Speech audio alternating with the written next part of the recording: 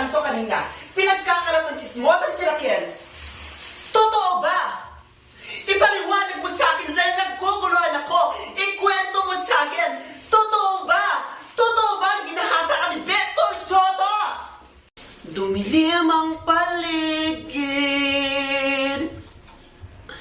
May tumawag sa pangalan ko.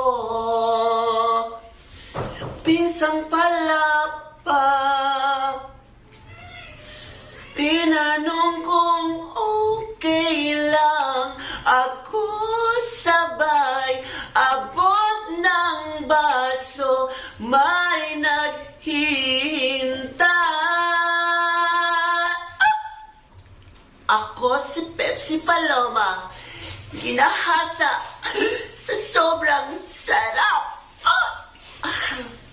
Buy na, Pepsi Cola. Ang sarap talaga. Sarap.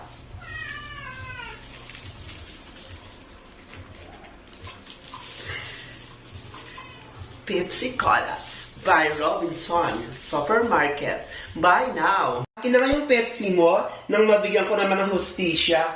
Kaya pala, after 40 years hanggang ngayon, nagmomulto ka pa rin Pepsi. At nagtataka ako dahil meron isang TV network na hanggang ngayon walang nakapasok na commercial ads ng Pepsi Cola. Kaya sabay-sabay nating panoorin ito on February 5. Ayan, baka naman Daryl Yap, pre-note kita, baka naman ilibre mo ako. Anyway, magbibigay ako ng mga panibagong lucky numbers nationwide na magbibigay panalo sa inyo para sama-sama nating mapanood ang the story behind the request of Pepsi Paloma. Let's start with the number of 10-15. Maganda. And of course, 1922. Inasawa ng inasawa. And of course, 10-34 sa loob ng tahanan sa sasakyan. And of course, 10-11. So, 11 na palapag, di na pinagsamantalahan. And of course, 11-33, nagtakbuhan sa daan. 24-10. And of course, 13-22, magkasama nilang ginahasa ng mga kilalang tao. And of course, 6-9.